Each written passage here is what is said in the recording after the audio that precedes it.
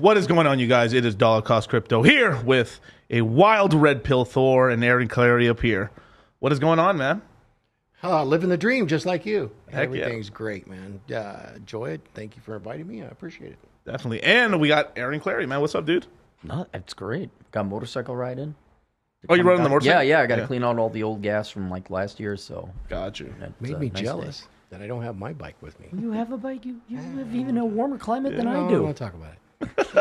I mean, we were just talking about that. You were beating all these. What was it? Rescue firemen or volunteer No, firemen? well, okay, no, that's the Red Rock Search and Rescue volunteer department. Okay, which is not the fire department or the the main guys. They were having their tryouts today at a hiking place that I went. And I have a little 4-mile route. You just basically go around a mountain. Yeah. And we saw him there, and I asked, well, is there an actual rescue going on? He says, no, it's tryouts. So oh, cool. They did the hike, come back. There were a couple guys left. I said, oh, how'd they fare? He says, about half of them flunked out. They didn't make it. And I'm like, oh, what's the route? And turns out it's the exact route I did, and I did it. They said, how long do you have to do that route? And they said, 2 hours. I'm like, 2 hours?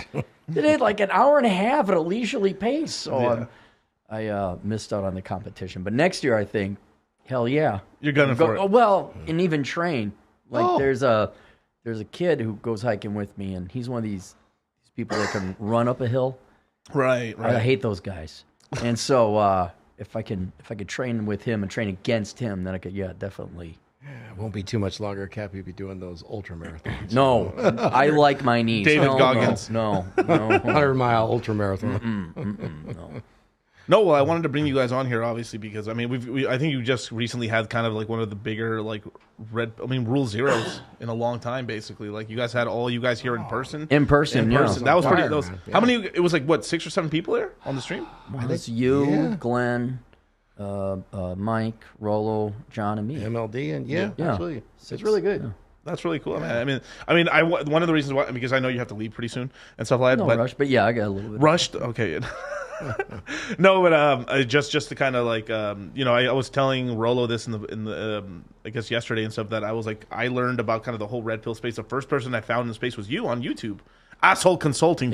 Yeah. Hell yeah. And then, do you mind telling people a little bit of your story and stuff of like how you started? Like, because it was because you weren't specifically red pill, but you were kind of like this adjacent. Yeah. I was mainly red pilled, not through dating or romance, although that obviously too, but it was finance and economics, the housing crisis, which I predicted many years ago, and Bachelor Pad Economics. Yeah, that kind of stuff. So it came from that same primordial goo. And then Asshole Consulting came as a consequence of writing several finance books, and people kept emailing me questions, so I didn't have time to answer. And no joke, I was driving from El Paso, someplace southwest, back to the Twin Cities, and in Kansas at night. I'm like, I should cut. It's a funny ha-ha for beer money. Oh, won't this be cute? Won't this be a joke? I should cut a company called Asshole Consulting that could be myself and charge people, $10, $15. Well, it ended up becoming like a third of my revenue and a daily thing. And that blew up more than I thought. And thank God for all the fatherless children out there who continue to make that a thing. But that's how that happened. Thank you, Planned Parenthood. Yeah. He's in a real bull cycle for Asshole Consulting. Right. I will be employed until I am dead. And I was going to ask you a question about that too, because just juggling all the consultations and stuff like that, because that can get really time consuming and stuff like that. Yeah. At some point, did you limit it a little bit, increase prices? Increase prices, yeah. Right. I mean, it kind of, thankfully there wasn't like a big jump or a spike, or I went viral one day and had an inbox that was unattainable. But I started out $10 for an email, $15 for a video, and now it's about $45 for a video and $40 for an email. I catch you still doing this shit. It's like the other day I super chat you like $20. Oh my God, you gave me too much, man. Now I got to give you extra. Here, let me give you the big shout out and everything. I was like, oh my God, Cappy, because it would kill me back in the day when I was watching you, back in 2013, 2014. You would be like, someone super chatted you $5, and you would stop the show and stuff. Now it's like, I was ready to get off the show, but you gave me $10, so we're going to keep going. You know what's funny is I've had to worry about my voice a little, because back in the day when there wasn't super chats, the consultation part only takes 10, 15 minutes. So it's just a very complicated question. Right. So I could bang them out. I'd sometimes do 10, 12 a day. Well, now it's like being on a stripper pole, and these guys keep throwing me money.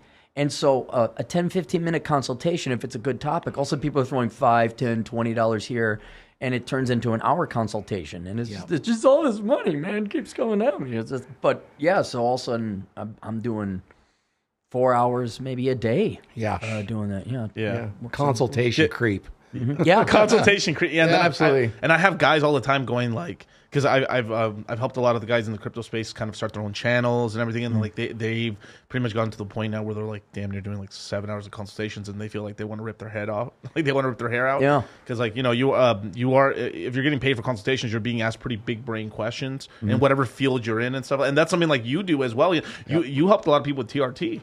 I do speak a lot about TRT and HRT in older men, but and what's the difference? What's HRT? HRT is hormone replacement therapy, which is a little more involved than testosterone replacement therapy. Particularly how it's been used in the past is for anti-aging purposes, where they assess your blood work and they identify what hormones might be missing and or vitamins, and they replace it to the age of about a 25, 30-year-old. Do they ever gun for a 19 or something? But for instance, you could certainly replace growth hormone to normal physiologic levels. You can replace pregnenolone, several other DHEA, testosterone, just not exclusively testosterone. Maybe also, follicular stimulating hormone if you have fertility issues or something like that. But it makes a huge difference. Definitely, it works. No, I would imagine so and stuff. And you want to give everyone your background as well, Red Pill Thor? Yep, my name is Thor. I got drug into this space by MLD. Oh, no! But, it was a really good thing, because as I was winding my power lineman career, because I worked in the skilled trades, and I still do to this day. Even at 60 years old, I still work in the trade. But I used to train power lineman apprentices, young men that wanted to work on the power poles, the towers that cross the country and complete the power grid. Texas was just without thousands of people without power from all of the ice storms. That little winter 2-3 years ago. Yeah. And so they would pay people like me many thousands of dollars to travel out and fix that power. That's how important working on the power grid is. So that's been essentially my career, and I would train these young men how to be safe. Blue collar workers are important. It's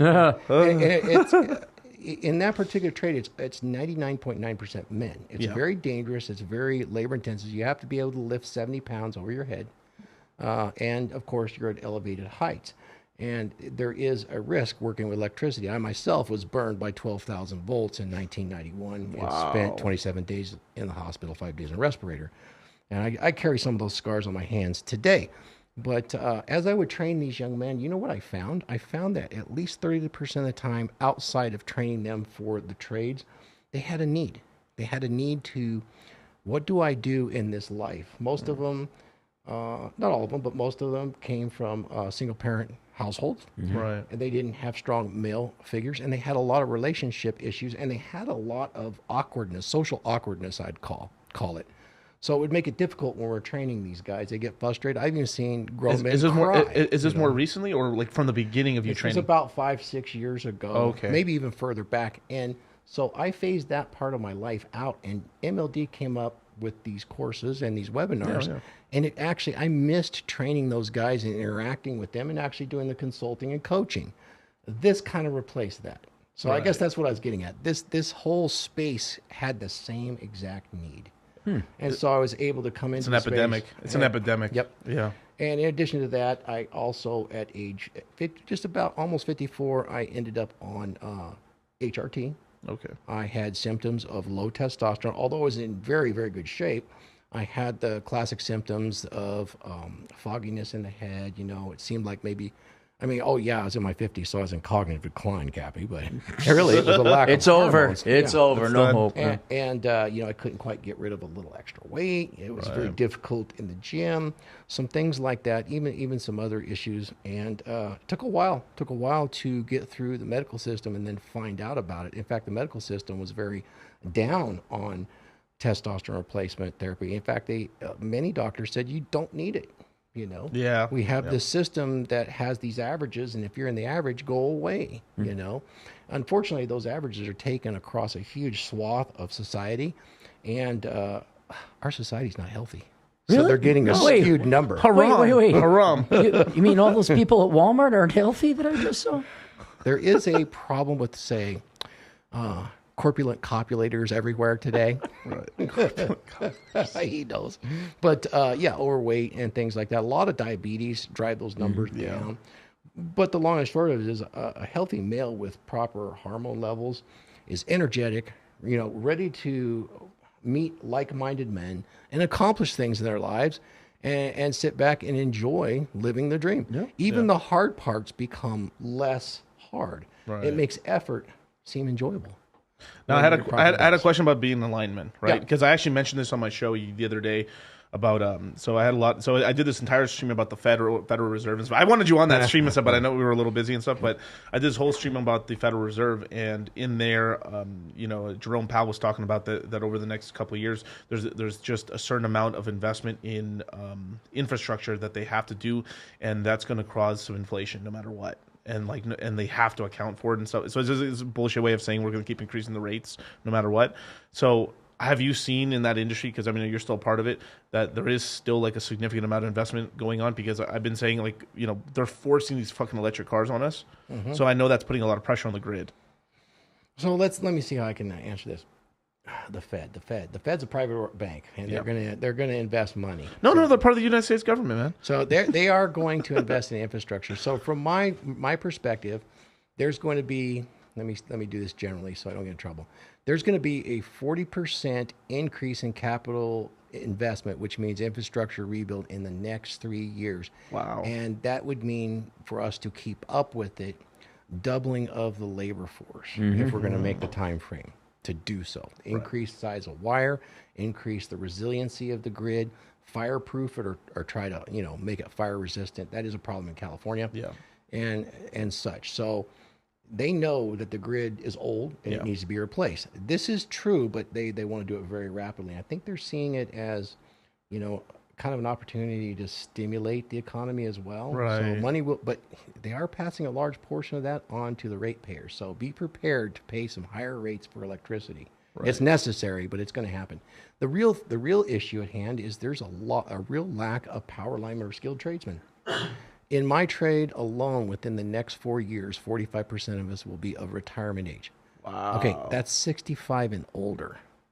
You know, that sounds like That's Russia demographic numbers right there. I qualify in 2 years for early retirement. So, yeah, a lot of guys will be leaving, and it is a tough. At least in my trade, it's tough because it does wear your body out. It is very physical and very dangerous. So, Thor, are you doing your part to get every of these men on TRT to make them last longer in the trade? No, you would actually be surprised. I don't recommend TRT for several groups of men. If you have more than a 25% body fat, I don't recommend that to start. You need to lose the body fat because there are hormones stored in the fat, and it's not that healthy. And it is not an easy button, you know. Is it sort of like you're like a glacier, and then as it melts and stuff, like there's like stuff in, like there's like bad things stuck in the ice, basically? Well, young men today are attacked from phytoestrogens, xenoestrogens, and some of these things disrupt the endocrine system. They don't necessarily drop the testosterone, but being overweight causes a conversion of testosterone to estrogens. That drops the total and the free testosterone. But, and that's a problem. That is a problem. Yeah. So we are seeing a decline in testosterone with men. But there's plenty of things that can be done naturally that I would prefer that people try first. Right. You know, absolutely. But as you age, and if you have any of the symptoms of low testosterone, your life will markedly improve once you titrate to the proper normal physiologic levels of testosterone that a healthy man should have. Right. So I will recommend it in that case. I just recommend that they get, hey, I'm a card carrying libertarian. You want to get testosterone, you go and do it. I would only recommend, I actually am a registered libertarian, but you would, I would recommend, just like anything, just like crypto. Do you recommend somebody just dive right into crypto and start buying everything? No, not well. But you try to get educated. Like you might go to a crypto course. I wonder where they can find that. Yeah. Exactly. Maybe you should come to somebody that has gone through some hormone studies and have, understands where he might direct you to the proper medical information. This is not any sort of medical information, but that could direct you in that direction where you can find medical professionals that would help you. Right. Dang, that was quite an answer, my guy, my G. Okay. Yeah, I mean that's kind of crazy to hear that. Obviously we've known this forever. So obviously this is where like Cappy really you come in because you've been talking about this forever, especially like the curse of the high IQ and some of these books you've done, Bachelor Economics, and your channel. You've been saying that for quite a long time. Have they been kind of pushing? And I've kind of got this kind of idea from you, actually, from watching you over the years. Is they've been pushing this whole agenda of getting everyone into white collar work and stuff. These useless degrees and stuff like that. And now we're sort of reaping the benefit, the people who went into the trades. Because I felt very stupid at the time because like you feel like a dumbass for not going to college, right? Or just like I would pretend to go to college. I would be going to community college for like 2-3 years, just like, oh yeah, I'm getting my credits. I'm going to go to college, and I wasn't going to go. And I felt like I felt really stupid owning my own business or being in the trades and stuff, and then everyone else getting these white collar jobs, and then watching them completely fail in these white collar jobs and stuff. So I have an anecdotal story when you're done about that very issue. Do you think it was like a pre-planned thing, or it was just a symptom? No. Pushing out the free loans and stuff for college? No, I don't even. What's the word? Apply that much malice. Here's what it is: Americans are soft, we're spoiled, we're weak, and we're pussies. Sheesh. There are no dads telling their sons what to do because, Thor is even a rarity in his own generation. Most of my father's generation were a bunch of white-collar pussies, too. All right? And instead of teaching us reality, which requires discipline, work, effort, suffering, toil, like you're saying, as you get older, you actually start to appreciate and enjoy it. All right? But we didn't teach them because parents didn't, teachers didn't. And all we did was, you're brave and amazing, you go, trophy generation, follow your heart, money will follow, and you raise what I'm saying now, with the Zoomers in there, at least 3 full generations of kids who are pie in the sky and not practical at all. Yeah. And so we have way overinvested, and you can't even say invested, we have pissed away trillions of dollars on worthless education. You can't even call it education. You just call it the college experience, a party. I'm sorry for all of you who are liberal arts majors, social science majors. Basket weavers. You wasted 4 years of your youth in taxpaying your own money. You got to go back. We completely underinvested in real, practical, productive fields. Obviously, the trades and blue collar work, but programmers, doctors, surgeons. I mean, not PhD in sociology. I mean, like real people who can cure treat people and stuff like that. Train conductors. People who produce the things we need. Train conductors, really? Yeah, engineers, yeah. Yeah. The railroad guys can't find enough people to go work out in the middle of nowhere. But there's no girls there. Like, but there's nothing but Wampolos in this city. What are you talking about? Wampolos? Go out to Edgemont, South Dakota. Look it up. I mean, they'll pay you to sit out there. But we have not trained. And Thor's got it. This is horrific. These guys are going to retire, and it's not like you could train a lineman in 2 days. No, right. It's not like you get a welder or a carpenter or a plumber or an electrician. It takes years to get these guys, let alone up to a commercial or heavy industrial level. Yeah. And everyone thinks that their little cell phones are going to work and the electric. It's like, nope, we are so underinvested in real men and women to do real jobs. You are going to see brownouts. Yep. You're going to see shortages. You're going to see increased prices for vital things, whether that's machinery, equipment, components, gas would be another one. You're going to see electricity and heat. And so, and that's because we should have been investing in this stuff a generation or two ago, but we haven't. So, that was what several of my books is about. Like, we are not investing or educating or training our children in the right things. But, they got really good self-esteem as they're addicted to their Xanax. It's really good those kids have that. Hey, don't talk about my Xanax. Okay. I think that leads to even a bigger problem. I'll go back to the anecdotal story that I had about we used to get interns, and the interns we would get in the field, in our field of power line work, would be engineers, electrical engineers. We used to get those guys. We haven't got those guys in probably a decade. Wow. But I can remember back, they'd come for the summer, we'd get 1 or 2 of them, and those guys would go on and probably hire on with one of the companies, and we'd see them as an executive here and there. Spend some time, right? At least 2 of them. I can remember their nicknames. I can't say it here because we would treat them, of course, very kindly. Not, but they got a dose of reality, right? Yeah. And I remember the one kid was sitting there after work, and he was telling us, "Man, I'm going to come out here as an engineer, and I'm going to make $35,000 a year. Can you guys believe that?" And the old lineman started chuckling, and he goes, "Well, what's wrong with that, man? That's why I'm going to college." He says, "We all make about 80 to 150 a year to start." He came out of college and went back. He went to work on the cruise, and then he ended up back as an electrical engineer. But it points to a bigger problem with infrastructure and skilled trades. We haven't trained enough of them. Nope. This is going to be really in demand, but it potentially, if coupled with what's coming to us in the West and around the world, with a demographic collapse, it could be a real strong disaster. I mean, talking the likes of the asteroid hit. Think about it for a minute. Yeah. Could you build this phone? No. Could you literally build a toaster oven? You realize what it takes in infrastructure to build something like that? With just a collapse of our population, you can't fill these skilled trades. You can't go to Amazon and have something delivered that you might need. Right. You can't go down to the local craftsman and have things made. It wouldn't take long during a decline in demographics. You can't pay the old people anymore that are retired. Right. There's not enough of them. Are you saying it's all a Ponzi? Well, it could be, but it could be a real serious problem because, you could lose an entire generations of skill sets where you couldn't build the things we need to have a comfortable life, and it could get very, very difficult and hard. I think it could actually even be catastrophic to the point where food distribution is difficult and even travel is difficult. Yeah. You know what it takes to maintain an airplane? What if you lost those technicians? What if there wasn't enough people coming through the schools to maintain them? You might wait a week or maybe even 2 to get an airplane. Now this is the only thing I agree with. So I don't really want any social engineering, but it does happen, right? And obviously, like this is why like they've been trying to kick TikTok out of here because it's promoting more of this kind of.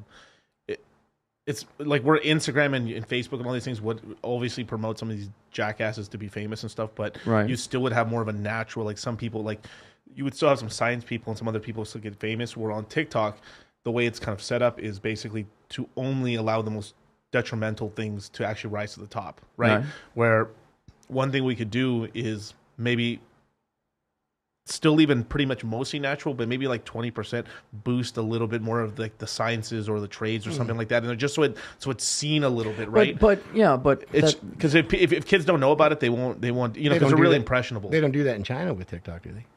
I think it's they actively promote like, wow, this person just won the spelling bee, this one won the math. Exactly. Like, that's what they do. They push that to the nth degree, and with us, they make like they're pushing the fucking like NyQuil challenge to our kids. They watched that movie Idiocracy from years ago, and they're pressing us in that direction. Yeah. Soon it will be President Camacho. Yeah, I like President. Welcome to Costco. I love you. What I'll point a pro and a con here. Look, if we're such a stupid country and a lack of fathers and spineless fathers, you can't tell your daughter, get off that damn app.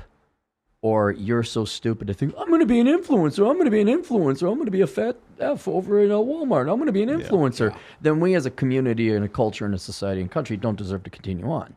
The good news is, though, and Thor, this is, I think you and I, we could say when we were young men, the labor market was normal. You'd be thankful to get a job. Absolutely. I mean, I remember coming out of college with the, top of my class. Like you guys were extras, right? Yeah, we're extras. Yeah. But what I'm saying is, I'm a boomer. Are you a boomer? I'm over 60. Oh shoot. I don't know. That's I'll pretend to be an Xer. You're an honorary Gen Xer now. You work too hard. Christened. But back in the day, like even if you graduated with a degree and all that, like you had to send out 100 applications. Wow. The good news is I've never seen it so easy for young people today. You don't even need a degree. Just go be a bartender and you'll make $15, $20 an hour with tips or whatever. You can make a very handsome wage now. Yeah. And okay, rent is high too, but you can always share rooms like we did. Maybe you got to live at home or something like that. But I have several clients like, Cappy, I didn't know what to do. I didn't go to college. That's like the smartest thing you can do. If you don't know what you want, don't go to college. And all I did was work landscaping or this. Now I'm 21 and I'm sitting on $50,000 cash. And it's like, what do I do? It's like, well, one, you're better off than nearly every college graduate. Yeah. All right. But two, it shows you that you can, there's never been an opportunity for unskilled labor to go find a pretty darn good wage. Yeah. And then if you want to go become a tradesman or something, like you don't have to go to 4-year school. You could go get a 2-year certification, a trade apprenticeship, something like that. High-level welder, 2 years. Yeah, and then even those are getting a little harder to find because I remember I was in the trades and I was trying to find some of those schools and stuff. But maybe it was just the local area I was a part of. I wasn't finding them as much, but California's a fucking cluster. Oh, okay. Oh, well, you were in California. I was in California. Where adult Democrats poop in the street. You wonder why you can't find a job. Okay, you might even want to get out of that environment. Well, everything's regulated. That's why we're in beautiful Las Vegas. We are in beautiful Las Vegas. It is nice out here. As soon as I could get out, I got out, man. Yeah. But anyway, the short version is it's never been easier for young people today to find a pretty good paying job. And I think at least it's on the internet, you don't have to go to college. Yep. And so you can become a truck driver, a tradesman, whatever. You're 20 and you're already making more than engineering graduates. Yeah. So there is some good news. It's just whether these people are going to get off their ass and go capitalize and avail themselves of it. Well, here's the issue with that too. I mean, look at it this way. You come out of a skilled trade in, say, 2 years, or as a lineman apprentice. That's 4 years, just like you would do to get a degree, 4-year degree. But the difference is that to get a 4-year degree, I'm paying maybe, what, $24,000 to $50,000 a year? So at least 30. When I graduated, I have essentially a mortgage with no real asset to grow. When I get that journeyman ticket, not only did they pay me to start somewhere between $40 and $60 an hour to go through the apprenticeship. By the time I become a journeyman lineman, I probably have close to $200K in the bank if I just lived somewhat frugally, or if I was kind of a minimalist and took like a minimalist course somewhere and learned how to save that money. There was a way to learn. I would some asshole on the internet that does. I don't know. Buy maybe a house in cash. In just 4 years and have a skilled trade. So there's a big difference on the scale. Because because it relates to crypto and the trades and all this. We're talking very responsible, good financial decisions, career decisions. And I think what especially a lot of young men run into is they want to get girls and, I'm a plumber, Oh, you're trading crypto. You're a nerd or a weeb, to use some anime, or an otaku. Help to talk to your kids, your generation. I guess I cannot emphasize enough to young men out there is you cannot F college. Yeah. F college. It's a popularity contest. Middle school doesn't end, and it turns into high school. That's just middle school with pubes, and then you're in college. That's middle school with pubes, and now you're paying $300 a credit. Who cares what the girls? No, man. At the age of 16, you can start in some states, like different certifications and qualifications, start making money, so that by the time you're 20, you're already coming out ahead. Are you going to be as sought after as an investment banker? No, but you're going to be richer than an investment banker. That's a fact. But the girls are in college, Cappy. It's the women. Then go to the college. But that's the wrong girls. Go work in the dorms and then ask the girls out while they're dating. Have you seen the men in college? Bunch of freaking limp-wristed pussies. Oh. And the hell with that. And I will say this: I know. guys like you and the guys in the red pill and the crypto space have been turning this whole thing around, because we're starting to get to the point now where most of the college shit is owned by women now. Good. So we're starting to have a lot of guys just kind of exit out. They're like, I'm not going to college. Right. Because what's going on is basically the older millennials who are in the colleges. This is, I mean, obviously with extra, you guys didn't grow up with social media, but like, I kind of have like one foot in the playground, other foot in like, the cell phone era, right?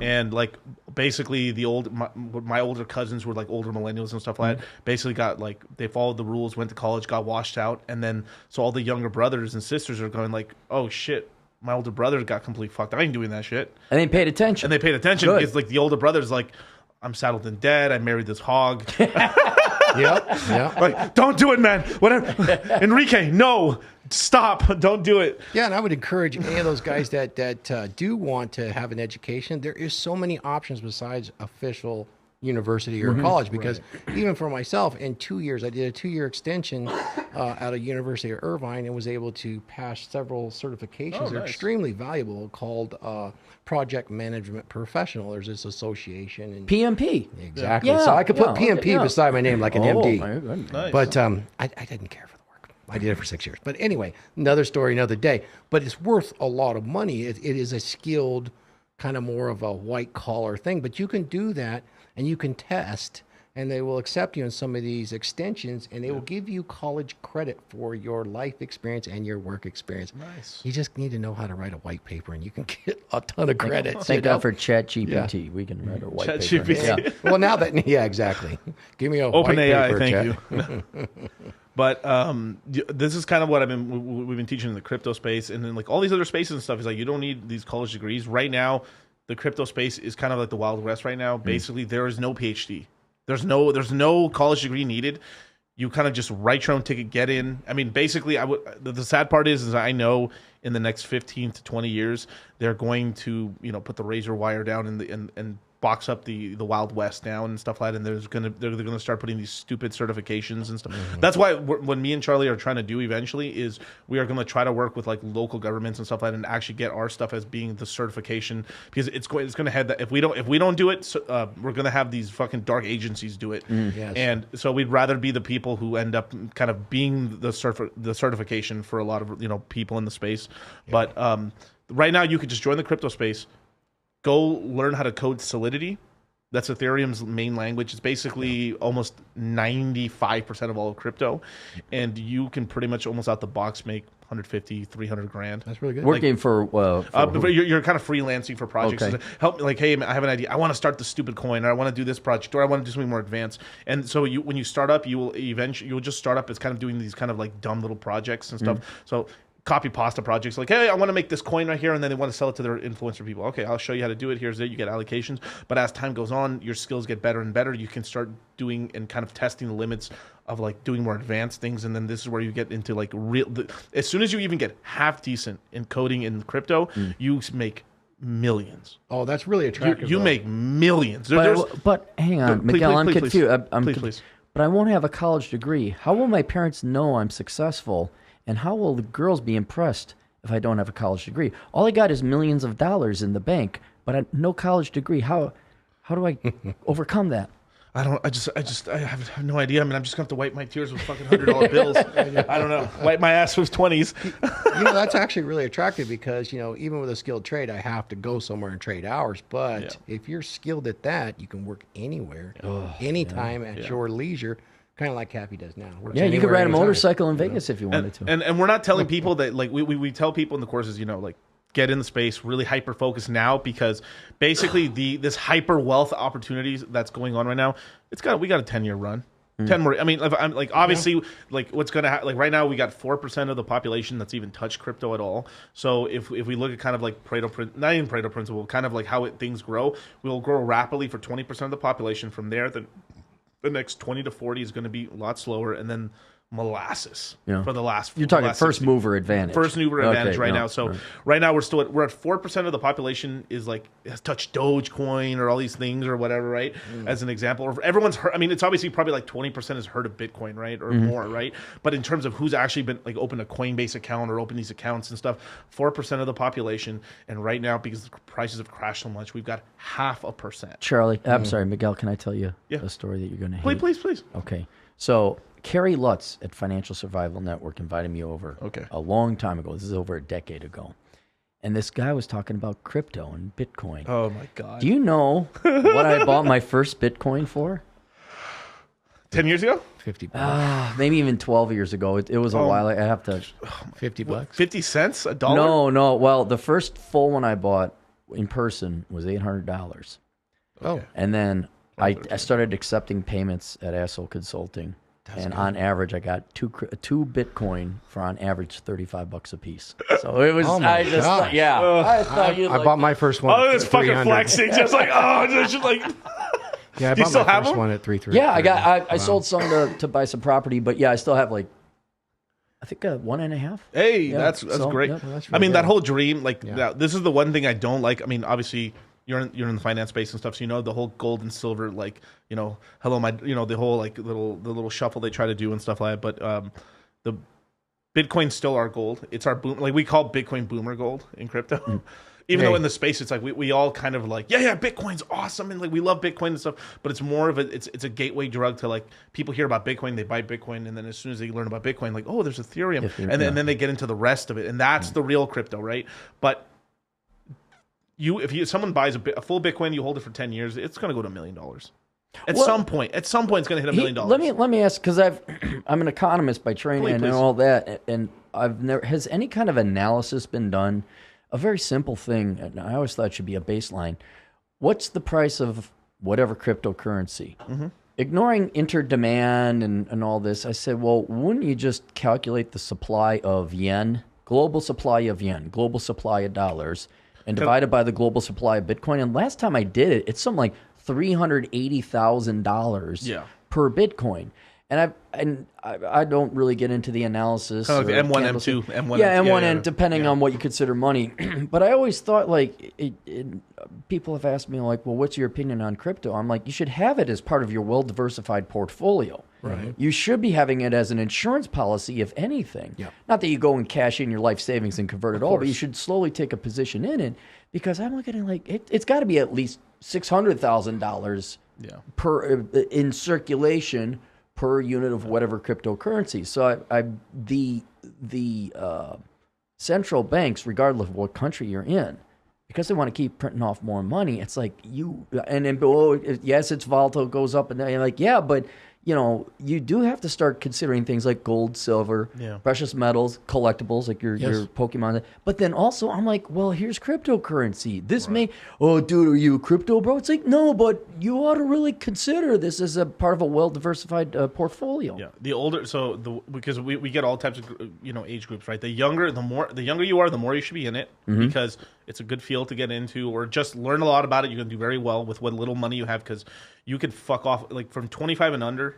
I would say, 24 and under, your money's kind of useless. It's basically worthless, because it's like typically most people don't really start making money until like 25, 28, 27. That's when they start really, getting into the career and making money. And most people don't have a family before that age. Typically, I know way back in the day, people would have a wife by 21, but like not anymore, right? Most people are having kids in their 30s and stuff like that. And like me, I'm 31. I want to have kids someday, and it's going to happen in the 30s now. You know? Yeah. So like we've always done this sort of thing where like, if the younger you are, the more you should have. The older you are, the more conservative you should be in it. Like if someone's like 50 plus, 60 plus, it should mostly just be a little Bitcoin and Ethereum. Yeah, a little bit. Yeah, that's it. Yeah, nothing crazy. You're younger, you can then play around a little bit. But even then, I would still tell them to focus a lot of their income and money to try to build up their skills to make more money, build the business up. But if you have extra income, the simplest portfolio you can do right now is just take 10% of your income, throw it into Ethereum, just forget about it. And you're going to do really well. I would even say where personal spending comes in is like, look, take half the money you're going to spend on booze and partying and girls, which you're not going to get. Just toss it into a little cryptocurrency portfolio. You know, something you can afford to lose. Oh, all right, I got to get this new video game. Well, why don't you wait, for 3 months and get it at half price? Like there's other things that you're pissing away your money on that you could go ahead and throw it, and play it like you're going to lose it. Like it could go down to zero or anything else like that. But there's so much other stuff people have on the personal spending side where it's like, you don't need that brand new fancy car. Go get a used one and take a couple grand, toss a little bit of precious metals, a little bit in crypto, maybe start a S&P 500, account or whatever, Vanguard or something like that. And I think that's where a lot of the younger people could probably start and have something at the end of it. By the time now, you're 35. This is the only thing I disagree with you. Okay, so I loved Bachelor Plan Economics. I fucking loved it. Yeah. Now, I re-listened to it. If you say the Smith & Wesson retirement plan, I'm gonna. If that's what you're complaining about, but go on. No, not the Smith & Wesson. No, it was more of just like I was a big like mutual fund investor. I mean, not mutual ETFs and stuff. Right, but I got into the whole app thing. Betterment, Acorns, all that stuff to start to make myself a base. And then from there, I kind of went to stock picking. Just to give you my financial history, like I went to stock picking, then jumped into Robinhood, and then I think I had an E-Trade account. Then went to Robinhood, and then from there I found crypto, and then so over time I kind of like did the most passive thing to build money because I had no money. And then once I knew what I was doing, I went way more like I'm active, very active, right? And I just feel like this is just because I have the one thing that I studied the most of it was like demographics, like growing up and stuff. Because obviously like you did say you were a demographer a little bit and stuff. Well, you have to be as an economic, yeah. Right, you touch all fields, yeah. So I just knew like I had this baseline feeling. And I do this whole series about boomers, right? I'm not trying to hate on boomers, but I've done like these are really two big these two last videos done on boomers are really popular, and I've done these kind of whole breakdowns on like what's going on. The United States, out of all the developed nations in the world, right, we have probably the best demographics still of developed nations, and it's not that great. Like the millennial population, I think, is 5 or 7% bigger than the boomers. Yeah, but all other nations are about 50% they like basically they didn't have enough kids. So like someone like Italy, right? Like for every one boomer, there's like half a millennial. Yeah, so far we're not disagreeing on anything. Yeah, we're not disagreeing on nothing. So I'm doing all these caveats here, but here's the thing: is like so.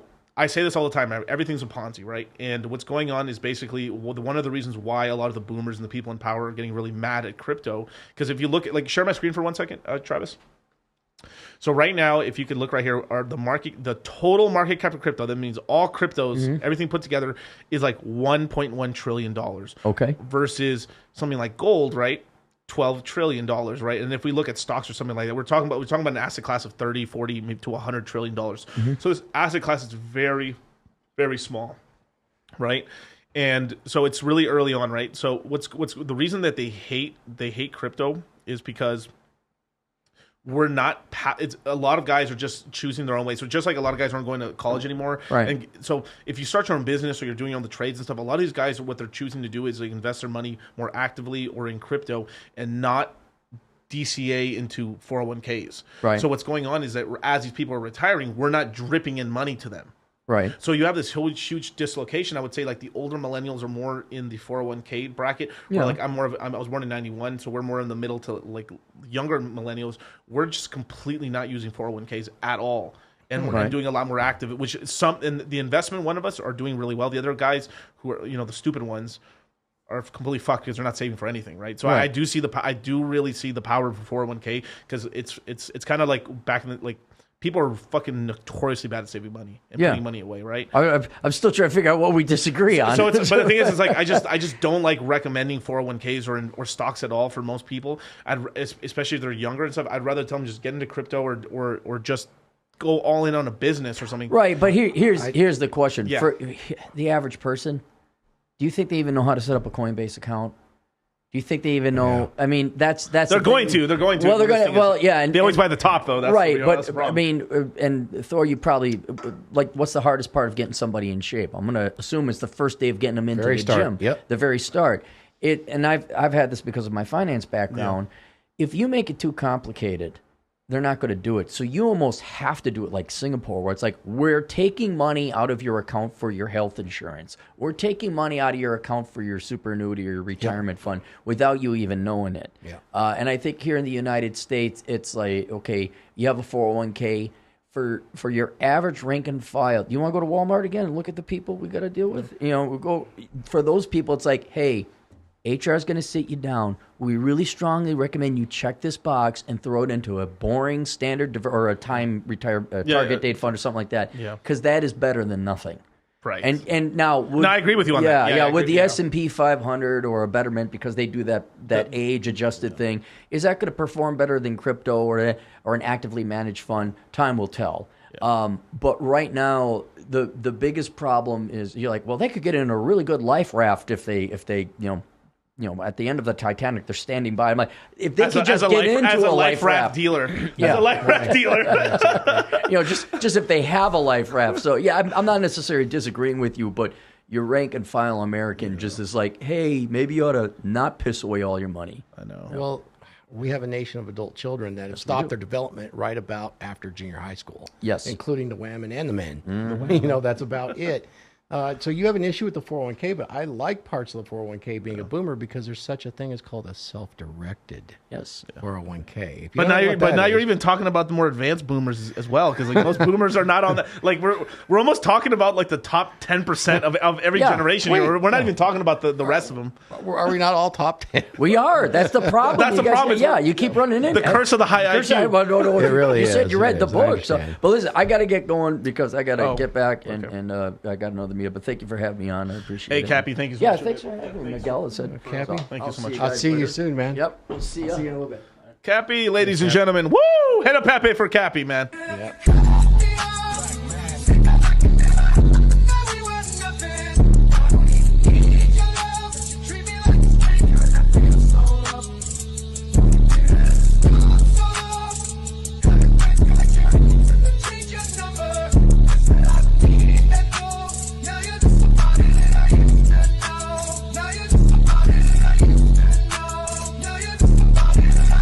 Here we go. Woo! Cappy, ladies and gentlemen, man. The man's out of here, left on a motorcycle, into the sunset. Nice. I love your shirt, man. You do. The diet starts tomorrow. Doesn't this explain America, though? Oh, this what we're explains just talking about. everything. This is the finances too. I'll start saving tomorrow. Diet starts tomorrow. Let's just show everybody. Diet starts tomorrow. No. Don't put off anything tomorrow that you can do today. Definitely, man. Well, I'm super glad that you're here, man. I mean, honestly, I wanted to talk to you a little bit about. I mean, dude, like, that is the problem, is because we're guys trying to. I mean, to borrow this from MLD, right, or like or Rollo, right? It's like money, muscles, game frame, all that stuff, right? Yeah. Like you have, as a man, you kind of do focus typically on one of these things first, and then from there you try to like a lateral move. You try to fix the rest of it, right? Right. So, and obviously you always, we're all, outside of just everyone trying to be high intelligence and smart and stuff like that, you focus a lot on your body and stuff. You're in unbelievably great shape. I saw that picture of you earlier and stuff like that. Like, fucking incredible. Like, how many people, like, literally, like, not even 0.5% of the United States would ever get into that kind of shit. That is insane shit. And for that age, it puts you into, like, we're talking, like 1 in a million people of your age would get into that shape at that age. It's that crazy. There's 300 million, like okay, maybe that's a little bit, like 500,000 or something like that, as an example, right? But like, I mean, so like that's the problem. That's a bit of the problem is like we're sort of like 1%ers or like to make it, you know, just make the math easy for everybody. 1%ers in fields and stuff like for finance, money, or health and stuff like that. Right. And then we're kind of like, why doesn't people do? And we're trying to save as many people as we can, but a lot of people aren't listening and stuff. So I know you're doing something called the Dragonship. Can you talk a little bit about that? Sure, I can. It is hard to stay in shape and keep in shape, but I will tell you this: it's definitely worth it, man. I mean, if you can stay in shape, why wouldn't you do that? You know, at 60 years old, you definitely, it makes a huge difference because we're all going to age out at some point. But why not make it last? Why not use every tool at your disposal to stay healthy, be in shape the rest of your life, and live your best life? I mean, why would you settle for anything less? And of course, my name's Thor too, but I'm just kidding you. But the Dragons, the Dragons is something started just about 2 years ago. And the Dragons started out as essentially a men's space, or shall we say a men's meeting, an online virtual meeting once a month for 3 hours for men to discuss the issues in their life and leverage each other's knowledge and experience. And what I mean by that is we all have issues in our life, and it seems overwhelming to us at moments, but for people that have already been through it, you can pick up things and you can get through some of the issues in life much easier. Right. You know, we do this all the time. We hire people for financial advice. We hire mechanics to work on our cars.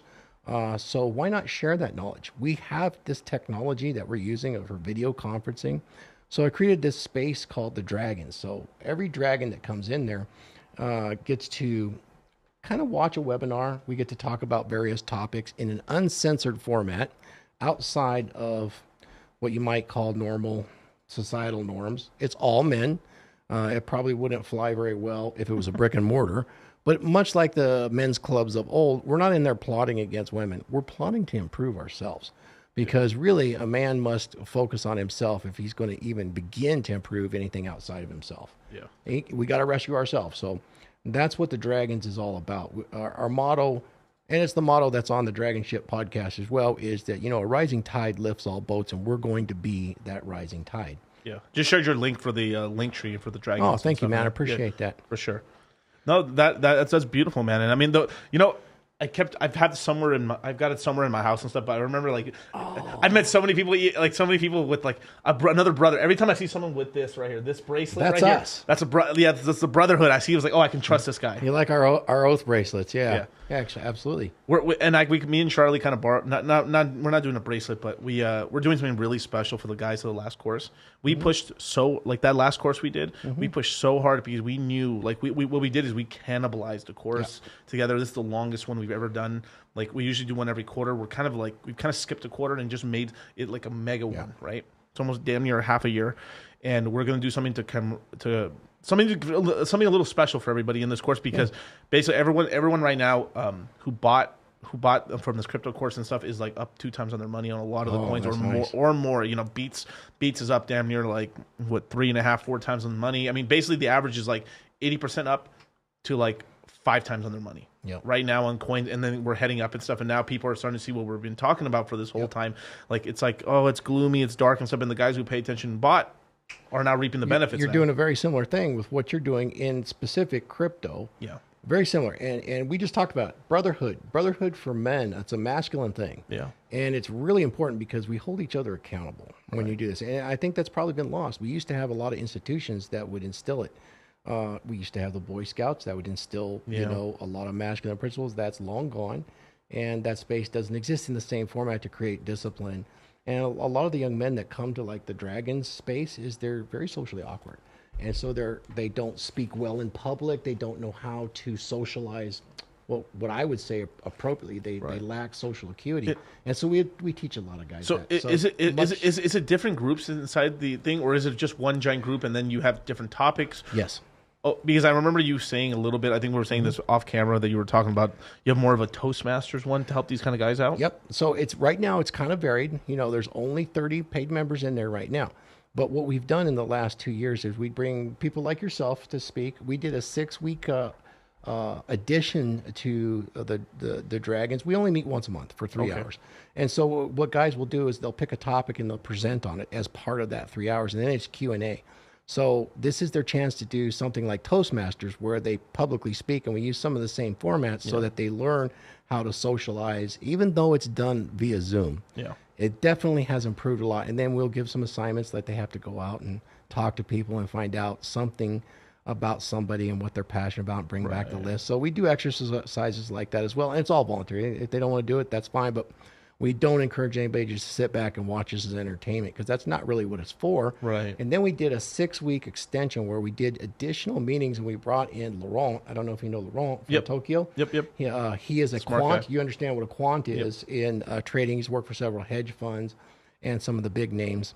And he did a 6-week course on the psychology of money and thinking about money. Nice. Very, very impressive.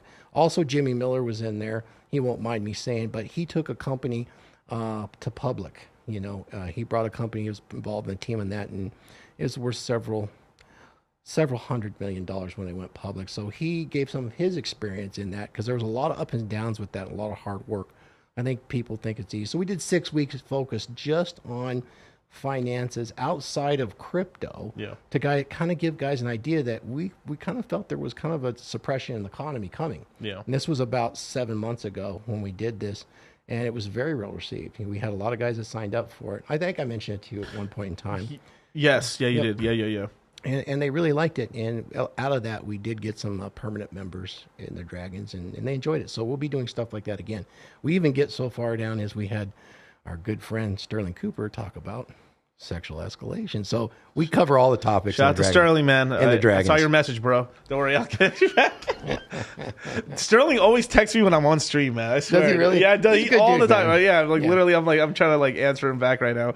But I miss our time out in the desert blowing stuff up. Yeah, well, shout out to Sterling. Sterling's a G, dude. I love Sterling. Sterling's such a great. Justin too as well. But me and Sterling and Charlie were out here and fucking hitting the Las Vegas Strip gambling. Oh, he was just here.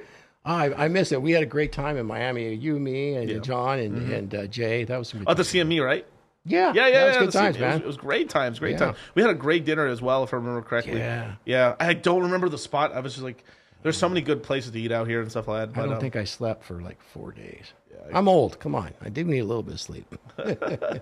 Yeah, I mean, but yeah, I'm like, for myself, one thing, like, because you're all about your health, and like, I'm trying to get my health back in order. Shout out to O'Neill and stuff. O'Neill knows this and stuff. So basically, I was getting in very good shape. And stuff. O'Neill helped me out a lot, man. People don't know how kind of busted I was.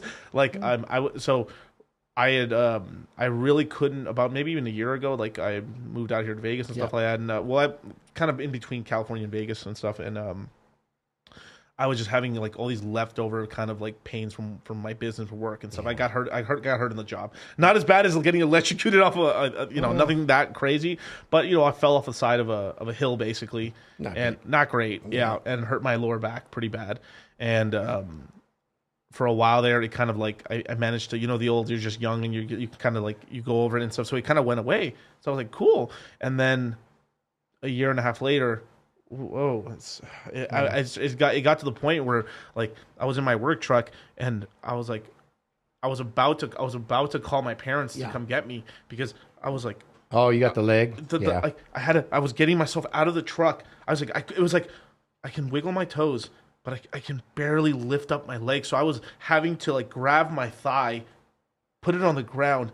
Luckily at the time I wasn't running. I wasn't in like an F-350 or something like that. It was like a little. You had the nerve impingement. That's not good. Yeah. And then I moved it like this, and then it was just like all I had was upper body. Like I just had my upper body. That's it. Yeah. I lifted myself up. I grabbed my lumbar racks, and then lifted myself up. And then eventually I was like, I got like the blood flow back in my legs, and they were working again. And I was like, what the hell is going on? And that was one of the first clues there. I was in crypto at the time, and then that just lit the fucking fire under me. Like, gotta do something. I gotta do something else. This is not gonna work out any much longer. Well, you'd be surprised how many guys come to that. When I was a young man, after I got burned, I got into really good shape. I spent 7 years doing Brazilian Jiu-Jitsu, stayed in really good shape.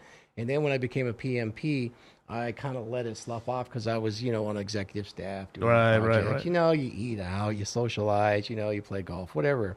And lo and behold, in my mid-40s, had a little tooth infection that turned septic, and I took too many antibiotics and gave myself a lesion in my colon and got very, very sick. And that shocked me back into the mindset I had, say, 10 years younger, of getting back in shape before I got too old to recover from something like that. I wouldn't surprise me. A lot of people go through life like that, and it just takes one thing, like a bad tooth, to knock them down and even take them out. So I'm never going to take that chance again. I'm always going to try to at least eat right, take my vitamins, no alcohol, no smoking, none of that stuff, and be ready in case something comes along. Yeah. Knock on wood, right? The smoking, the drugs and stuff has always been easy for me. I don't like any of it personally and stuff.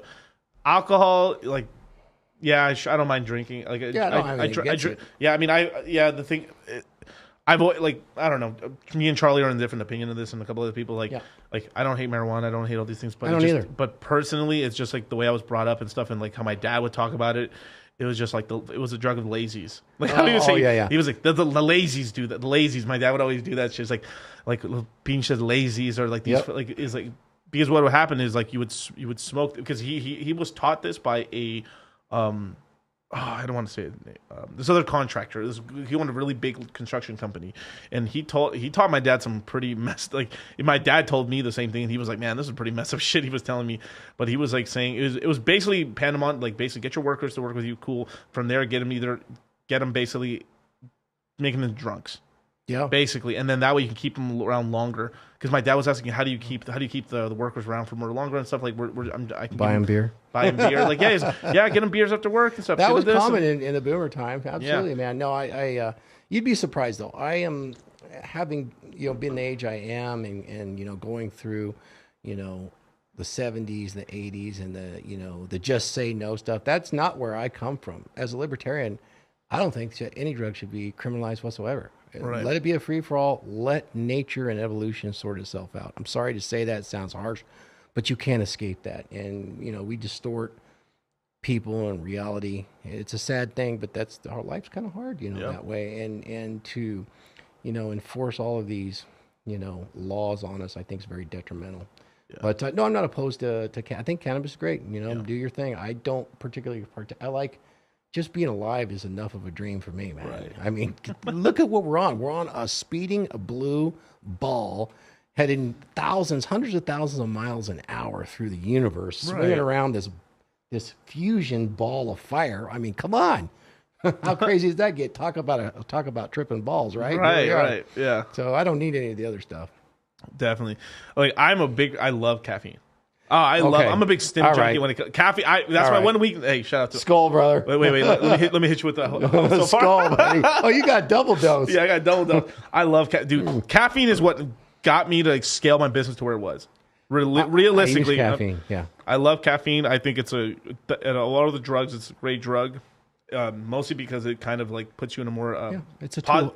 It's a tool, right? It puts you more in a positive state. Like there's actually a video I've been wanting to do. So there's a food theory video about maybe coffee may have started the Enlightenment. It's I've seen that. I've actually seen that. Yeah, and I agree. And being tool users, these chemical compounds are tools. It's kind of what I say about when we're talking about TRT as well. Some people say, well, it's not natural. I'm not going to do it. It's this, it's that. Shame on you. The natural is the only way to go. I say this to them. Us humans are tool users, what made us great, okay?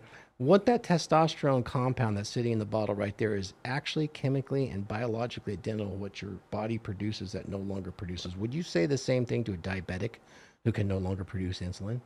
Yeah. What is natural to say? Just die. Just die. It's natural to die. Right. So what is that you just want to be natural? If you say that, then you might as well put all the diabetics down and all that, and then let the sick and the weak die. Why would you even give them an antibiotic? It's not natural to have that antibiotic in your body. Yeah. Right? Charles Ephedra, wonder why the United States banned it in the 90s. Ephedra, I will say this. That's a little too much. I know, but man, they used to put that in the pre-workouts, man. They did. What was it? This one, shout out the Hodge twins, man. They were the Hodge twins back in the day in early YouTube.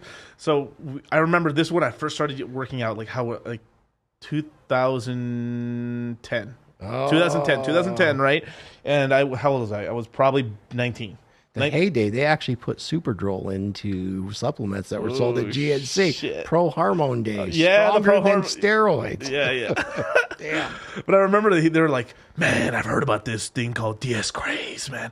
Like, this shit is incredible. It tastes like gripe too, because we're black. Yeah, Whatever they're Rip saying. Fuel. You go to GNC and buy Rip Fuel. Rip Fuel and some, or the original Okay, Jack bro. 3D. The Yeah, original exactly, Jack 3D. I never caught the Jack 3D trade. Yeah. Like I was running DS Craze. I found my stuff. That's funny. One little scoop, one little fucking 5 gram scoop Yeah. into some water and stuff like that. Went to the gym. Like imagine, like this is me and my brother, right? We're like Your heart. string bean arms, right? Yeah. We're lifting. We can't even do 135. We're doing like 35s on each side. So what is Yeah. that? Like 105, Yeah. 105, and we're like this, right? We take that shit, right? And me and my brother were like, we start doing the one.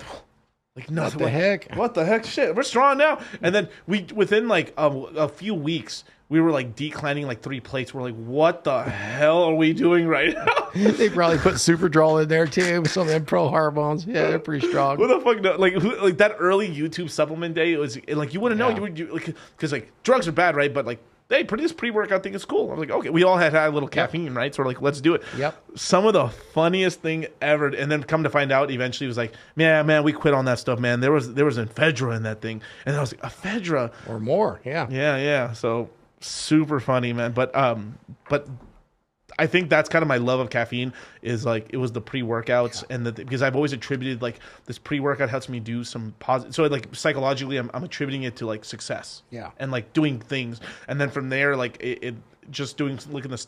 It's a tool, right? I think we're a lot of light like that. I mean, my morning routine is absolutely get up, kind of, yeah, you feel the back, you feel all the stuff, you know. But then it's to go. I have my coffee pot set to automatic, and I get about the same time. Guess where I head? I go out there, pour that cup of coffee, kind of stretch out, sit down on the heating pad, let the stuff start to warm up. Maybe look at my phone, but that coffee is going to be there first thing in the morning. What's your morning routine like? You got the caffeine in there, right? Yeah, it's a caffeine, but I usually wait. It's not out of like, there's all these things now, they're like, you shouldn't be drinking caffeine in the first hour when you wake up and stuff. You should be waiting these 2 hours. What happens to me is like, the first thing I do is like when I wake up, I'm like, I check what time it is, and then I go back to sleep. But besides that, Are you getting enough sleep? no, definitely not. Like I'm trying to like my sleep the last 2 weeks. Like and look at that, I got better. Look, I started getting sleep again. That's a big deal, Magic. though. That is a big deal. Sleep is so insane. Like I've gotten this because like during the bull market and stuff, I've had to do these fucking all-nighters. Just because of work. Oh, it's I've work. been in your course. Yeah. I mean, you guys are blasting. I mean, what can you do? Maybe 2 to 4 hours? 4 hours the most. 4 hours the most because then there's prep. That's rough. It's rough, and there's prep time. We've learned now how to maybe space it out. It only took our dumbasses 2.5 years to like learn. Did you guys have food brought in or what? Or you just sat there and pound out the whole time? We pounded out the whole time, and then we would just rush in between to get food. And I had somebody in my life and stuff, so they would like bring me food and stuff. For Charlie, I think he would do deliveries and stuff like. We'd figure it out like that. No, those were big classes. I got to hand it to you guys. That you did good. I would say probably we've onboarded the most people in the red pill into like I'm very proud to say that we've gotten a lot of people into the red pill into crypto, and I think that's this little seed that we kind of gestating and we've grown at some point as crypto really gets bigger and really starts making money. I think we're really going to make a significant portion of the red pill very wealthy. Or at least get them the first 100,000-ish in their pocket. You guys are doing it great. I actually bought my first Bitcoin at $330. Yes, and it was enough of a addictive thing that I saved some. I ended up with 3 or 4, and then I put some more money in before that crash a few years back. What was it? Was it 2017? What was it? When it hit 20 grand? No, when it came back down. Was it 20 grand? Then came back. Not the most recent one. It was before the bull rush. 2017. It burned me. 2016, right? No, 2017 it hit 20 grand. And then in 2019, it was $3,000. So you're probably talking about 2015. It was 2015. Yeah. And what I did is I took my originals. Yeah. And I cashed a couple of them out, and I was pissed, and I just set it aside. Yeah. And I didn't touch it again until like 2018, 2017. Yeah. But when I went back in and looked, I was like, I had recovered all of what I had lost, but I felt so uneducated about it, I just set it aside, The important thing, this is why we tell people, like, if you don't know what you're doing, just buy some Ethereum, some Bitcoin. Just leave it there. Just leave it there. Right now, I've said this for the last year. This whole 2023 is going to be one of the best years to ever accumulate crypto. 2024, you have to be a lot more more of a I'm more sniper. disciplined right Yeah. now than I was then. It was, I'd go buy something and I'd not look, I Yeah. wouldn't pay attention. Because, a lot of what we were taught when we started investing was, you put your 23,000 or 21,000 a year into your 401k. That's it. Yeah. Don't look at it. Let them put it into a premix plan. Let the professionals handle it. Right. And all I got to say about that is that's bullshit. Handle your own money. Get a Pepe on that. That's beautiful.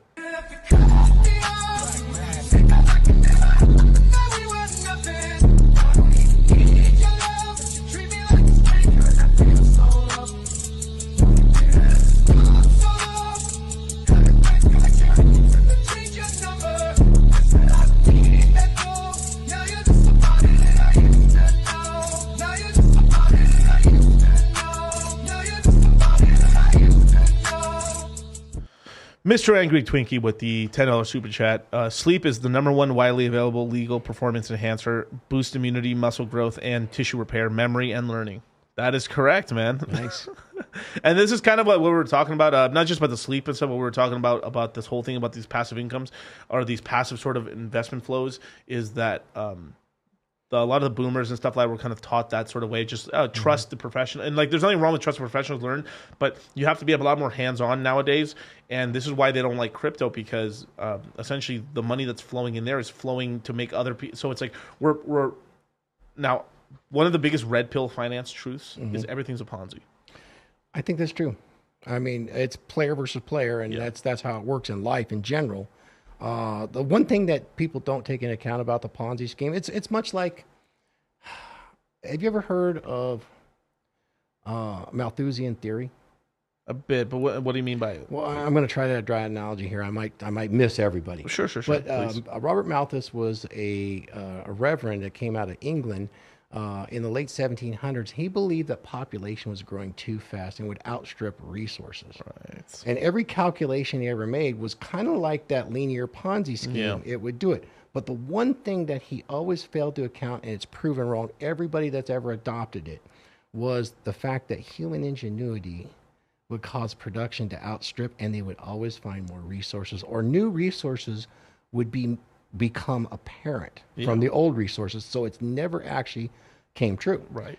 So what I'm saying is I do believe it's a Ponzi, but I think guys like you in crypto will come up with a new resource that opens up new doors and new markets will come available. But in general, I do think it is a Ponzi scheme, particularly the way finance is set up with the central banks. Currently, you yeah. know. There always is with finance or with everything. There always is a little bit of a, I wouldn't say a Ponzi, but more of a pyramid. There always Yeah, it's been more. No, there's Ponzi parts of it, and then there's pyramid parts. But at least Ponzi, everyone understands what that is, because people still fall for fucking like Herbalife and all this crap. So it's like a Ponzi, everyone gets it. Like, oh, it's a ripoff, right? Right. Versus like a pyramid's like, well, a pyramid's not that, like these, they're just, whatever. But there's usually a couple people on top and stuff, and then and there's like it goes lower, right? So. I'm with you on that. Like, since I was small, I never believed in this whole like, oh, we need to make the population of the world smaller. I think that's total bullshit. Yeah. There's plenty of land out there. There's plenty of resources. We can get more. We can, if things got that bad, we start asteroid mining and stuff. Is like, this stuff's possible. The reason things haven't done is because we haven't tried. We had one guy like Elon Musk just try, and look at all this shit he's doing. Look what he says about the demographic. He is frightened of the collapsing demographic of people, the dropping population. And I think he really is onto something, because you can see it over the last few years. You can see families aren't forming later and later. Once a woman reaches the age of 35, it's only like a 19 to 21% chance she can become pregnant. That is well below the birth rate replacement. And so that's a big problem. That's a big problem. That's a really big problem. And I don't think people really realize that. And the pyramid could collapse. Here's a really sad fact. And so I've thought about this a little bit. So... it is what it is, you guys. Here we go. Well, I think a lot of millennial women are not. I think I would say half of the millennial women are not going to have kids. Yeah, this has already been purported already. Yeah, but men can always have kids, basically until very late age, or almost their entire life, basically. So what I think is going to end up happening is that you're going to have a lot of millennials that are going to start. Not cradle robbing, but basically going down into lower generations. So it's like if a lot of the millennial women didn't want to have kids or didn't have kids, what's going to happen? A lot of relationships are going to break up, and then you're going to have men going into younger generations, women in order to have kids, and that's what's going to happen. So we're going to go more into sort of like, instead of a generation, we might have a schism in the math a little bit until society corrects itself, where the upper generations are grabbing down, sort of like boomer going to X or millennial going to Gen Z, and sort of like that. Yeah. And that's probably, and then you're going to see, now that's only for the top men and stuff. Like obviously there's men in the millennial generation, which bottom 20, bottom 40 are just shit out We of have luck. a big hill to climb because, you know, what's really popular right now is social Marxism coupled with that Malthusian theory. And you see it in how we treat climate change. Right. It's all about climate change, which is nothing more than Marxism and Malthusian theory coupled together, which they traditionally hated each other. But they want the population to go down, and they want to tax the air you breathe so that they discourage you from having more children. It's pretty obvious to me that's what's going on, and they have the banks. Yeah. So be interesting to see what happens. I won't be alive for all of it, but I'll be here for at least another 40 years. So Plus. yeah, exactly. So what do you think? I mean, crypto, I think, is a saving grace in all of this. Yeah. It gives an out to so many people. Now, you've mentioned before that regulation's coming. Yeah. What do you see going there? I mean, what do you see coming shortly and then in the long term? In the next 2 years, that's like, we're going to get some hinting of regulation this year, but basically, the only regulation that's going to come down the pipeline is mostly going to be on stable coins, mostly because the Federal Reserve is trying to create their own central bank digital currency, a Fed dollar. Basically, we actually already have a Fed dollar. It's USDC. Oh, USDC is the Fed dollar? It basically is. Yeah. I did not know that. The Federal Reserve is pretty highly invested into Circle, which is the parent company that owns USDC. Mm-hmm. So essentially, it's a precursor to a Fed coin, and then the Federal Reserve are going to come out with their own coin, which is just going to be called US dollar or dollar coin or whatever the hell they call it, right? Mm-hmm. And everyone's they're going to be using that currency there to actually give people like stimulus checks and all this other things like that. And it's going to be a very China light version of whatever China's doing this whole thing where like they'll like, hey, we'll give you this money, but you have to spend it this weekend. So like eventually, because they control the system so hard, as Americans, we're never going to be as hardcore as the Chinese, but we're going to be China light. Okay. With our system. But here's the good and the bad thing. The bad thing about it is they're still going to be China light. But what's going to happen is so everyone's going to say, I'm not going to use that. I'm going to use USDC. But not knowing that USDC is also... That's how they're going to usher it in. They'll use it for interbank transactions and things like that. Yeah, so there's going to... Like, basically, basically, once that comes out, the three biggest stable coins are going to be the US dollar coin, USDC, Tether. 2 out of 3 are controlled by the U.S. government already. Like, and most people wouldn't even know the second one's controlled. So it's like they pretty much control the whole market already on that side. And then Tether, if they play ball, they might keep them around, but they could just like fold them into USDC. They'll fold them or knock them down and stuff. So it's a pretty crazy thing. Then eventually, so here's kind of the problem is you typically don't want to anger a bunch of people right as elections are happening. Right. So what'll happen is there's going to be some talk this year about regulation, but I think around the election that's going to quiet completely down. Mm-hmm. And as soon as whether Trump or Biden wins, whichever way it goes, then here comes the regulation, and then we'll have some more regulations on exchanges and things like that. So we're going to get most of the regulation 25, 26. Yeah. And that regulation is what might actually start the bear market. Yeah. Again, I'm a little bit cynical on the elections. I don't think it matters really who. Oh, no. But it's the circus, right? I mean, I'd rather have a Trump than a Biden personally, just because at least I can understand one. Yeah. Been around too long. It's like this. Look over here. Don't watch what my hand's doing right here. You know? Oh, fantastic. Yeah, it's kind of a it's kind of a crazy kind of place that we're in this right now. But regardless or not, right? Worst case scenario, we have a bull market lasting until 24. That's a very premature bull market for crypto. 2024, yeah. So like it would be something like all-time high somewhere in quarter 3, quarter 4 of 2024. So what's going on right now? We just seeing a little bit of a rally. Yeah, a little bit of a rally right now. Okay. Here, if you share the screen for 1 second. Here, let me go. Actually, I'll go to nomics for 1 second. So we go to oh my god, there.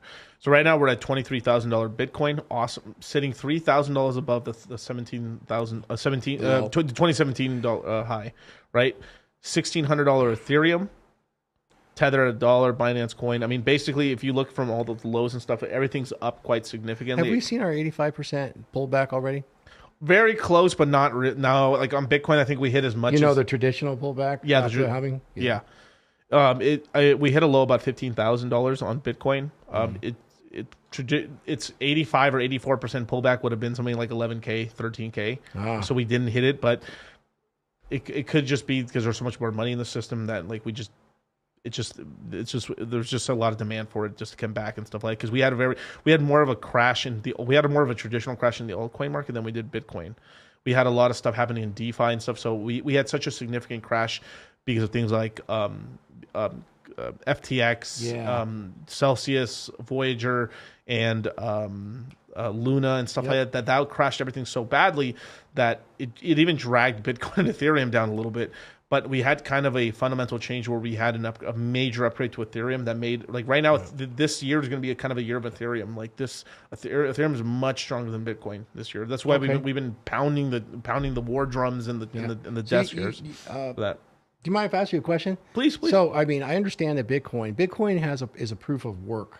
Correct. And so it actually takes human labor, human effort to make that happen, essentially. So it's a storehouse of that human value.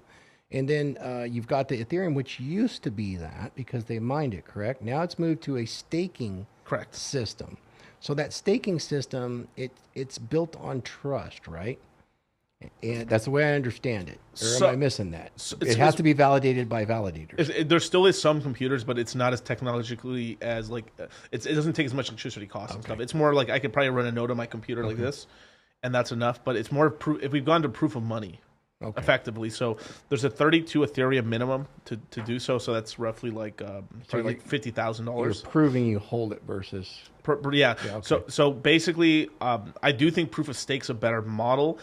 Here's the thing: is like Ethereum's not really outright getting attacked at all. Bitcoin isn't really getting attacked at all. But what's going on is like the people who like here's a fundamental change. So, I mean, so okay, let me ask you, what do you want me to answer from that? Well, I just wanted to know exactly why proof of stake was a better system. Okay, so okay, let's not lie about it. The reason a lot of us invest in cryptocurrency is for price to go up. Right. So proof of work, which I do think is a safer system. It is a safer system. But it wastes a lot of energy and electricity costs. It's what ends up happening is that these you end up having kind of like a nation states and corporations only being the only people who can really afford to mine Bitcoin. So either regardless or not, it becomes centralized with the rich or the old institutions a little bit, and it's heading towards that anyway. What's going on there is, let's just say it cost me $10,000. Let's just call it $15,000 to mine a Bitcoin. Yeah, in electricity costs, and it's $23,000 right now. Right. So what's going on is every time I get a Bitcoin in rewards, I have to sell it. Right. And this causes selling pressure on Bitcoin. This is how it distributes out over time. No, I do understand that. Yeah. But this selling pressure puts it keeps kind of like pushing the price of Bitcoin down. And then on top of that, you have a lot of people, these businesses just not, some of them are it's just a business versus other ones, they really want to collect Bitcoin. So it puts this kind of selling pressure and kind of costs on the industry and stuff like that, versus proof of stake, where once you initially done your initial investment into Ethereum, the yield's going off to typically people who actually just want to hold the asset and not sell it. So all the yield, all the actual distribution of yield is going to long-term hodlers. So these people have much more of on average, much less likely to sell Ethereum outside of an all-time high. Yeah. So it causes just the selling pressure. I mean, we're talking about billions and billions of dollars of reduced selling pressure on Ethereum or Bitcoin if Bitcoin had gone to the same thing. Because they had to lock it up for a time frame. Yeah. So you have now when they do that though, let me make sure I understand it correctly. Correct. Because they do that, and that's the value that's being offered for it. And this proof of stake, is that because can that be used as leverage? Is that what they're doing, locking it up so they can use it as leverage in the market? What's the encouragement? Do they get a piece of the pie? They get a piece in order to be a validator. Yeah, and you become a validator and you stake your 32 Ethereum, you get a piece of the yield. So right now, I think it's like 8% APY. Got it. That's good. That's pretty good. Yeah, 8%. That's what I wanted from a retirement. Yeah, not bad, right? Yeah. And so if you have like 100 Ethereum, we're talking about $100,000. Give or no, actually, I'm sorry, like 160,000 or so dollars. That will kick you back 8 Ethereum a year in yield. Yeah, not bad. No, right? Makes sense. Yeah, makes sense, well, right? Thank you. Appreciate that. Oh no, of course. But like that 8 Ethereum of yield over time and stuff, that's $13,000 of money right now, which is like not bad, right? And it can grow. It can grow. But here's a beautiful thing is like most people who are staking it, the yield's still so small that they're just keeping it there. So instead of having it all centralized on these big players who get a ton of it and then they have to dump it on the market, it's getting distributed to a lot of people who are just going to hold it for a while. Based on delayed satisfaction. Right. I like that. And because you have more and more people who can play, so instead of it going to a couple of the highest level of either king, like it's almost like like it's instead of it being really high level dukes and stuff like that, it's gone more to like high level merchants class. So it's more of like high middle class people who can afford to hold it. So since you have more people holding 32 Ethereum, not selling it, holding it, more of the supply is not not liquid, and then on top of that, the yield's going to those people. So and then they've also enacted a burn feature. So every time you do a transaction on Ethereum, you're burning Ethereum. So they've made Ethereum deflationary. Okay. All the inflationary yields going to people who are not really going to sell much of it. And on top of that, you've added a locking mechanism of 32 Ethereum plus, which they can go flip-flopping back and forth. So you've added all these pumping features. Now, correct me if I'm wrong. That corrected a lot of the gas fees, right? No, not yet. Not yet. This is the problem.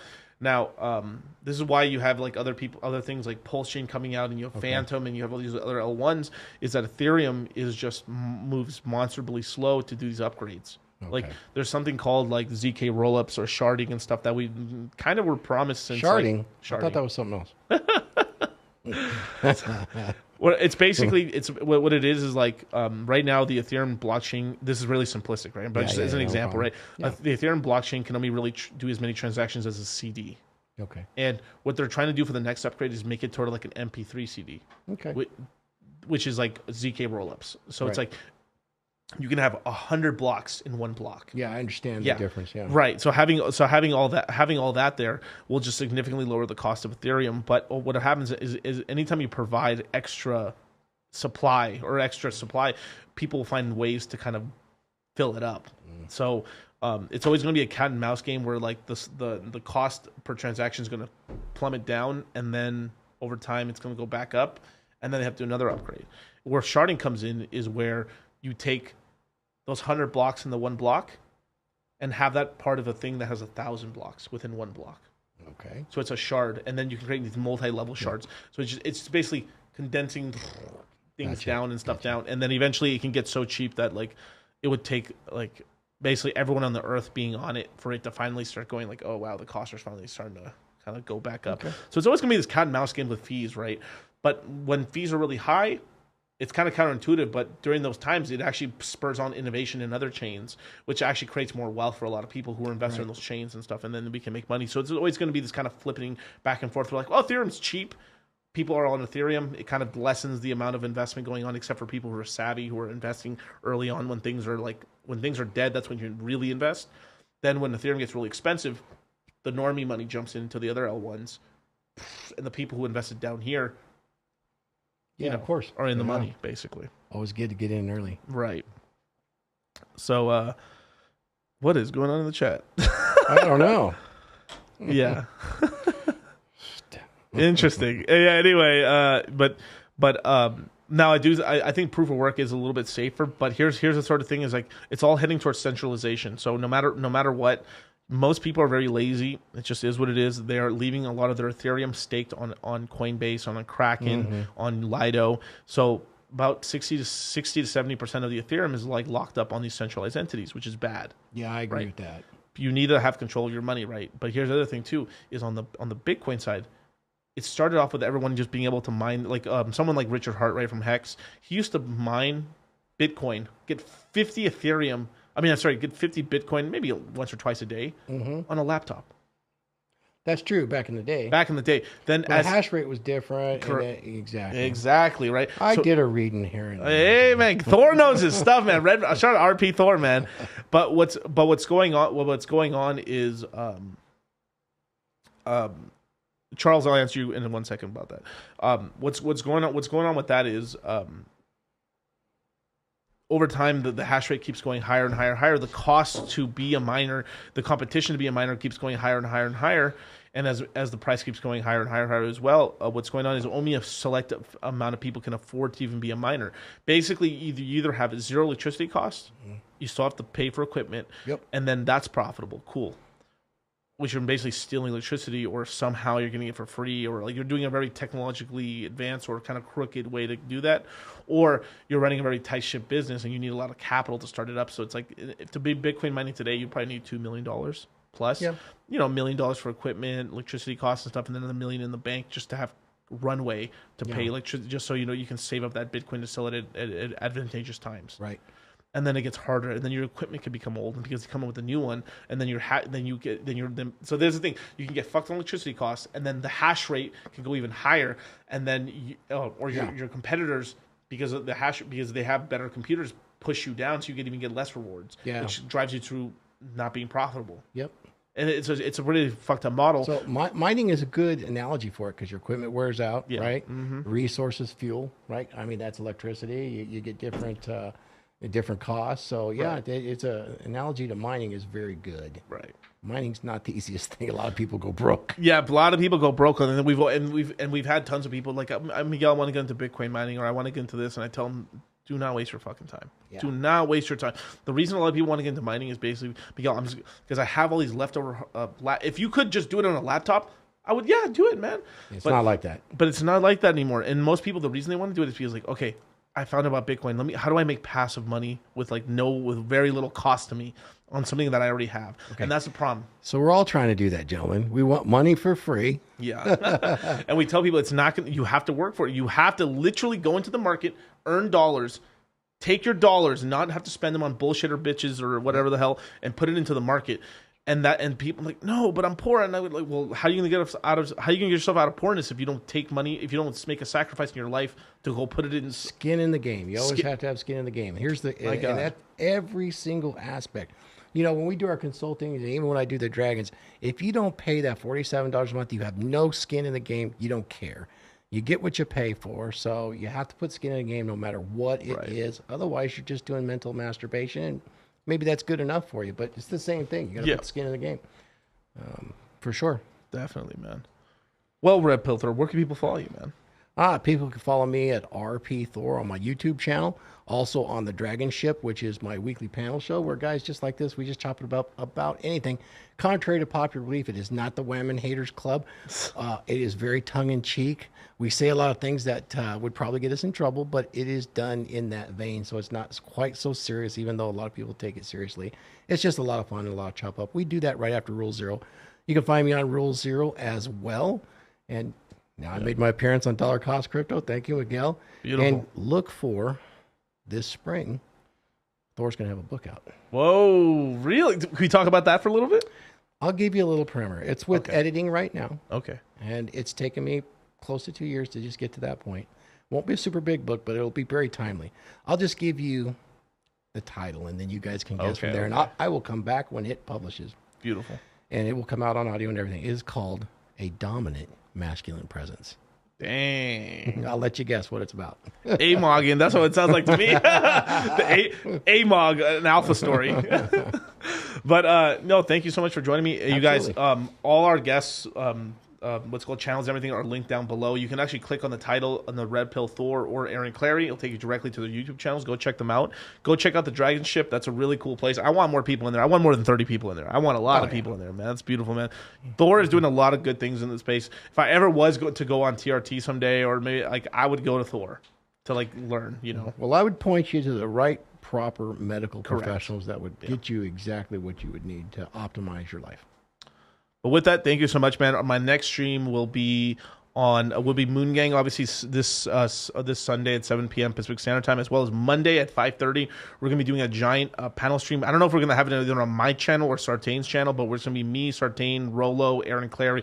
It's gonna be a big one here in studio and stuff. I mean, we're talking about it's gonna be 6 or 7 people plus, as well as we're gonna have. I think Big Mo is going to be on my channel. That's going to be an event, man. Yeah, it's going to be an event. It was like last night when we did Rule Zero. Dang, we've had a couple weeks here. Yeah, it's going to be a big event, man. You're more than welcome as well. I'm going to have Big Mo as well as, I think Rollo as well is going to be on my stream on Tuesday at 8 p.m. Pacific Standard Time. So shout out to Big Mo and the Fresh and Fit family, man. Yep, I know Don DeMarco, baby. Sorry I missed you on this one. Next time. Yeah, he got delayed. He was supposed to be here. It was supposed to be here tomorrow night. Yeah. But what's going on is they had a big show. They had a big show, so they had to move everything around and stuff. I understand. Yeah. And then I'm going to be having Black Ice again. Shout out to my boy Black Ice this next Thursday at 8 p.m. Pacific Standard Time. I got to meet him yesterday. He's a great guy. Yeah. Great dude. I'd like to do something with him sometime. Definitely, man. Like, we're trying to get him in more into the red pill space because he was kind of like already talking red pill stuff without like kind of being outside of the space and stuff. So it's like, oh, good. I was like, let's bring him into the fold, man. He's a great dude. And Here's stuff. the thing: in this space, we get a lot of rap, and it seems like there's a lot of This space is big enough. There is so much need out there, and there's a lot of room for growth. And the pettiness that you see out there with the beefs going on, it's just junior high stuff, guys. Yeah. And you know what? A lot of guys just talk smack. Definitely. So with that, you guys, thank you so much for joining me, and then I'll catch you guys on the flip side. Peace.